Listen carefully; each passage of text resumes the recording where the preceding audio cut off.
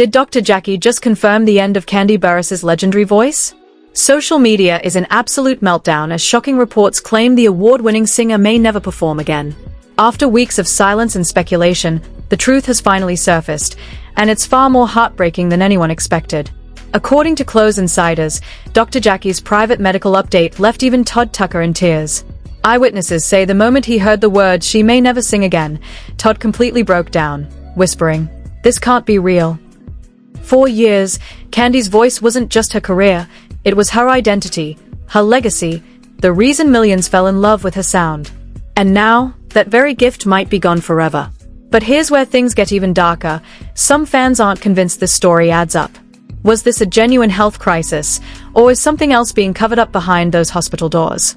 Whispers of betrayal, exhaustion, and even career sabotage are flooding the internet. And tonight, we're breaking down every detail.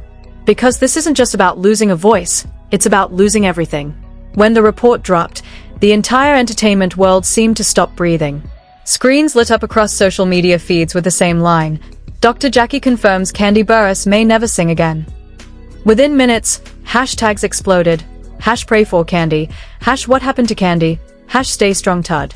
Fans refused to believe it, others demanded proof, and a few whispered that this was the moment everyone had feared for months.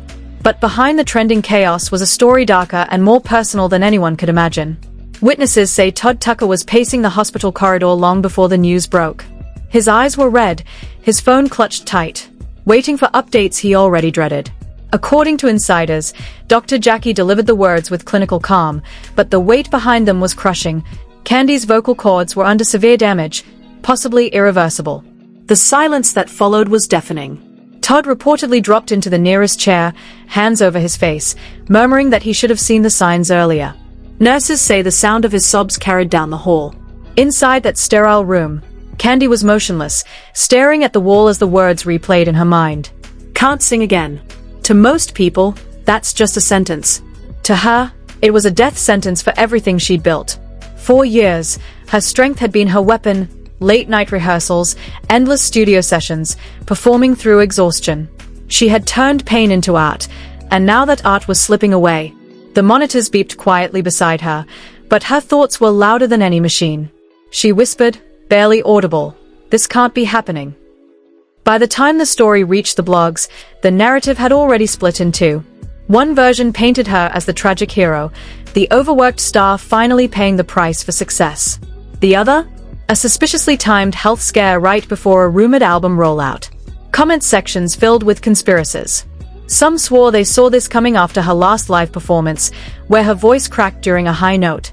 Others claimed it was sabotage. Someone close had leaked medical information to destroy her image. The truth was nowhere to be found, but everyone had an opinion. Meanwhile, Todd's team scrambled to control the narrative. A family friend told reporters that Todd begged people to give them privacy, but the paparazzi outside weren't listening. They camped outside the hospital, cameras ready for any glimpse. When Todd finally emerged, his face was pale, jaw tight, eyes swollen from crying. He said nothing, but the image told the world everything. Within an hour, that single frame was plastered on every gossip page with captions like "Todd Tucker breaks down after devastating diagnosis." Sources close to Dr. Jackie insist the diagnosis wasn't sudden. According to them, Kandi had been warned weeks ago to stop performing and rest her voice completely. But she didn't listen. She had commitments, appearances, shows lined up back to back. Every rehearsal was another strain, every concert another risk. She thought she was invincible, one insider confessed. But even the strongest voices break when the body says enough. Inside the hospital, the atmosphere was heavy. Riley Burruss, her daughter, arrived quietly that evening, clutching a bag of flowers and handwritten notes from fans. Witnesses say she didn't speak at first, just stood beside her mother's bed, staring at the machines, the 4 lines, the silence. When Kandi finally looked up, Riley forced a smile and said, "Mom, they're all praying for you." That's when the tears finally came. It wasn't just pain, it was realization. The life she'd built, the voice that had defined her, might never return. Outside, the industry began to buzz with questions. Could Kandi Burruss recover? Would this end her career completely? Producers, managers, and collaborators reached out offering support, but insiders say Kandi hasn't responded to anyone except family. The label has gone silent. Her team has cancelled upcoming events without explanation. Fans refreshing her Instagram find nothing but silence, no posts, no stories, no reassurance. Just an eerie quiet that feels louder than words. And then there's the mystery surrounding the leak itself. Who told the media before the family was ready? Some point fingers at hospital staff, others at rival PR teams. A few claim Todd himself might have confided in a friend who betrayed his trust. No one knows for sure, but one thing is clear. Someone wanted this story out. The timing is too precise, too explosive. As the sun set over Atlanta that night, the hospital windows reflected the chaos outside, news vans, flashing lights, microphones waiting for a statement that never came.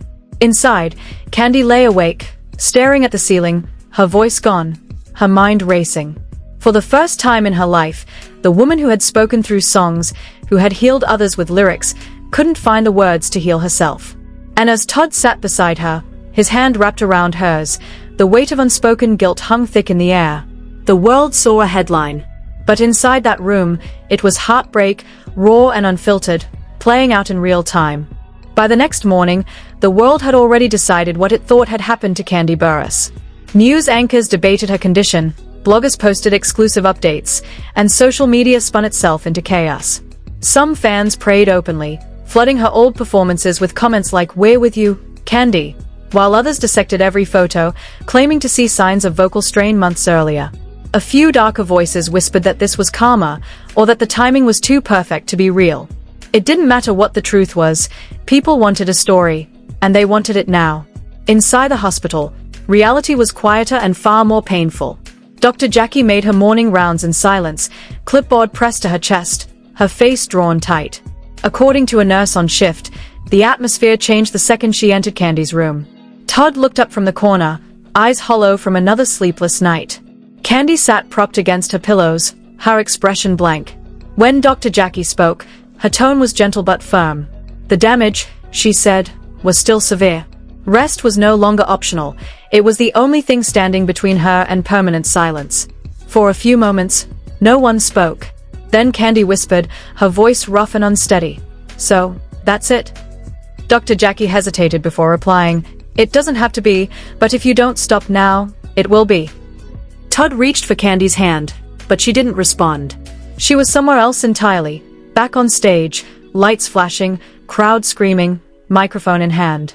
The memory burned like a cruel echo. Later that day, a leak spread online claiming to have a voice memo of Kandi's last studio session before the collapse. In the clip, a raspy Kandi can be heard coughing, forcing her way through a song, and saying, "One more take, I'll rest after this." The clip went viral in minutes. Hashtags shifted again.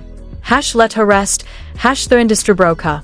Fans blamed management, others blamed Todd, and some accused Dr. Jackie of mishandling the diagnosis. Everyone had someone to blame, except Kandi herself. She stayed silent. Meanwhile, insiders began to notice strange inconsistencies. The leak had surfaced too quickly, the file too clean, as if someone had been waiting to release it. A journalist from an online tabloid claimed to have traced the upload back to a burner account connected to a production assistant on one of Kandi's projects. That assistant, when questioned, refused to comment. Speculation spread like wildfire. Was this just another cruel coincidence, or had someone close to her orchestrated the entire situation? Todd's reaction only added fuel to the fire. He cancelled his scheduled appearance for a charity event and reportedly refused to leave the hospital. Some say he confronted a member of Kandi's team after hearing rumors that the voice memo was an inside job. "You're using her pain for views," he shouted, according to one source. The confrontation was short-lived, but witnesses said the rage and grief in his voice were unforgettable. By the end of the night, security had doubled around Kandi's room, and the hospital staff was ordered to avoid discussing her case with anyone. While the world feasted on speculation, the reality was much simpler. Kandi was terrified. Each time she tried to speak, pain clawed through her throat. The physical discomfort was nothing compared to the psychological toll. She replayed every performance, every sleepless night, every time she told herself to push through. Now those choices haunted her. She thought about her daughter, about Todd, about her fans. Who was she without her voice? What would she even become if she couldn't sing? Todd tried to keep things light. He brought her favorite blanket, played her old songs quietly on his phone. But the moments were fleeting.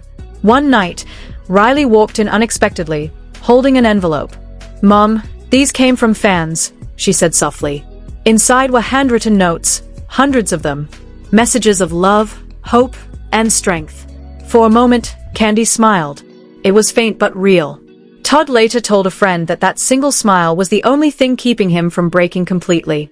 Outside, reporters swarmed every possible source. Someone claimed to have seen Dr. Jackie leaving the hospital looking visibly upset.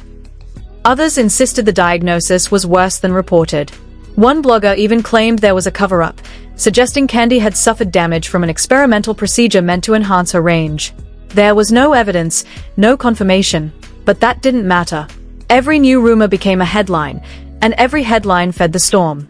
In a brief moment of exhaustion, Kandi whispered to Todd, "They are writing my obituary before I'm gone." Todd didn't answer. He couldn't. The truth was, he didn't know how to protect her anymore. Fame was a beast that never slept, and now it had turned its fangs on them. As the cameras outside flashed endlessly into the night, he pulled the curtain closed and sat beside her bed, determined to shield her from the world, even if he couldn't save her from herself. By dawn, the leaks had reached national news. Television panels debated whether Kandi's career could ever recover, if the damage was permanent, and what this meant for her legacy. None of them knew the real story. None of them saw the quiet moments, the tremor in her hands, the haunted look in Todd's eyes, the fear that the woman who had built empires from melodies might never find her voice again. And somewhere between truth and tragedy, the world kept talking, because the world never stops talking, especially when the pain belongs to someone else. By the third day, the noise outside the hospital had become unbearable. Every hour, new headlines surfaced, each one claiming to reveal the real reason behind Kandi Burruss's sudden vocal collapse. One site claimed stress had triggered a rare condition. Another insisted she'd secretly undergone vocal surgery months earlier. Some even suggested a bit of fallout between Kandi and her medical team. Every theory contradicted the last, but one thing was certain: the truth no longer mattered. The story had taken on a life of its own. Inside the hospital, Todd sat beside Kandi's bed, scrolling through his phone, jaw clenched. Every notification, every rumor made him angrier. He had begged people to stop spreading false information, but the more he tried to control it, the worse it got. Kandi, barely able to speak, placed a trembling hand over his and whispered, "Don't fight them. Let them talk."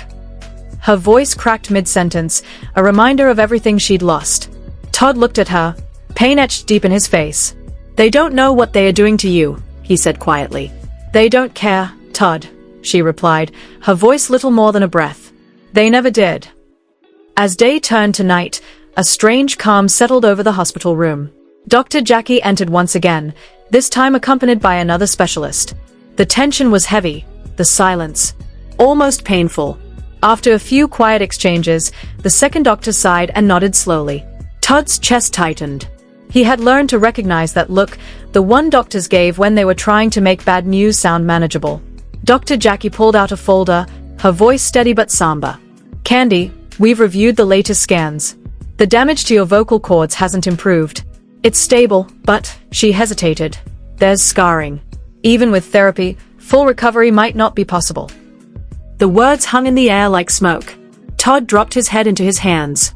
Kandi blinked slowly, tears welling in her eyes. "So, that's really it," she whispered. Dr. Jackie placed a hand on her shoulder. "We'll keep fighting. But I need you to prepare yourself for any outcome." Kandi nodded faintly, trying to hold on to composure, but a single tear slipped down her cheek. Todd reached out, brushing it away, whispering, "We'll figure something out.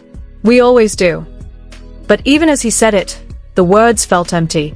Outside the hospital, the chaos was growing. Fans had gathered with posters and candles, turning the sidewalk into a vigil. Someone played one of her old songs through a speaker, and soon, dozens joined in, singing softly into the night. The irony was heartbreaking, voices rising for the woman who might never find hers again. Reporters filmed the scene from every angle, narrating it like a tragedy. Supporters continue to gather outside Atlanta Memorial Hospital as Kandi Burruss fights for her voice, one anchor said solemnly on live TV. The clip went viral instantly. But inside, away from the lights and cameras, a different story unfolded. Kandi's phone buzzed with messages, friends, fellow artists, even rivals reaching out with condolences or curiosity disguised as concern. She ignored them all. Her world had shrunk to the size of that hospital room, and she didn't want anyone from the outside invading it. Todd noticed how she flinched every time her phone lit up, so he quietly turned it off and set it aside. "You don't need that right now," he said. She nodded weakly, whispering, "I just need quiet." Later that night, as Todd dozed off in the chair beside her bed, Kandi opened her eyes and stared into the dark. The silence was deafening, but somewhere beneath it, she heard echoes of her own songs. Every lyric, every note she had ever sung came rushing back.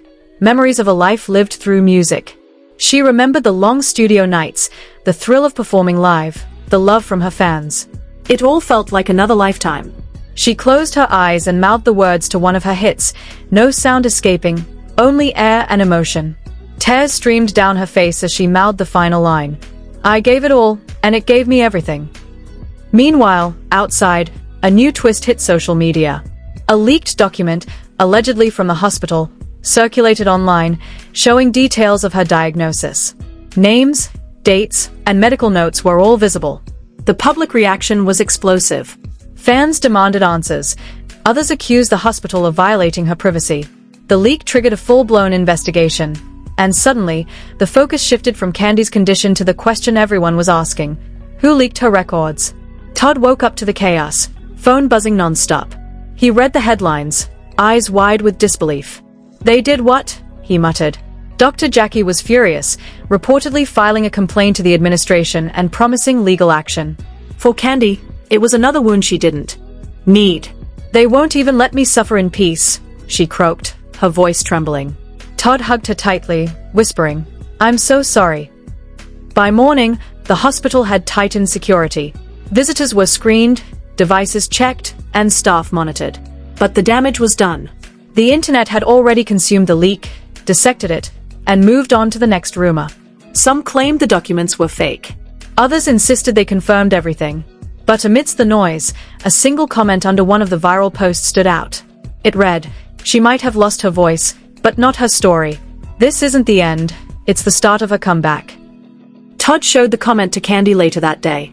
For the first time in days, she smiled. Not a forced smile, but a faint spark of something familiar. Hope. "Maybe they are right," she whispered. "Maybe my voice isn't gone. Maybe it's just changing." Todd nodded, holding her hand. "Then we'll learn to hear it differently." Outside, the world kept spinning. The headlines kept churning, but inside that small, dimly lit room, something had shifted. For the first time since the nightmare began, Kandi wasn't just surviving, she was imagining what it might mean to start again. Before you scroll away, stop for just a second and think about what this story really means. Kandi Burruss built her entire life around her voice. Every song, every performance, every moment on stage was a piece of her soul shared with the world. And now, in the blink of an eye, that voice might be gone. But what makes her story powerful isn't the tragedy, it's the strength hiding behind it. It's the reminder that even when life silences you, your story can still be louder than ever. What do you think really happened? Was this an unavoidable medical tragedy, or something much deeper, a moment of truth about the pressure and pain that fame brings? Should the public be held accountable for turning a private crisis into entertainment, or is this simply the price of being in the spotlight? Drop your thoughts in the comments below. We want to hear from you. Every theory, every emotion, every word of support counts. If Kandi's journey touched you, hit that like button and share this video with someone who needs a reminder that strength doesn't always sound like a song. Sometimes, it's silence, healing, and the courage to begin again. And don't forget to subscribe for more stories that go beyond the headlines. Stories about resilience, heartbreak, and the raw humanity behind the fame. Because at the end of the day, it's not about gossip, it's about understanding what it truly means to fall, to fight, and to rise again. Stay tuned. The truth about what happens next, the decisions, the recovery, and the comeback might just be the most powerful chapter yet.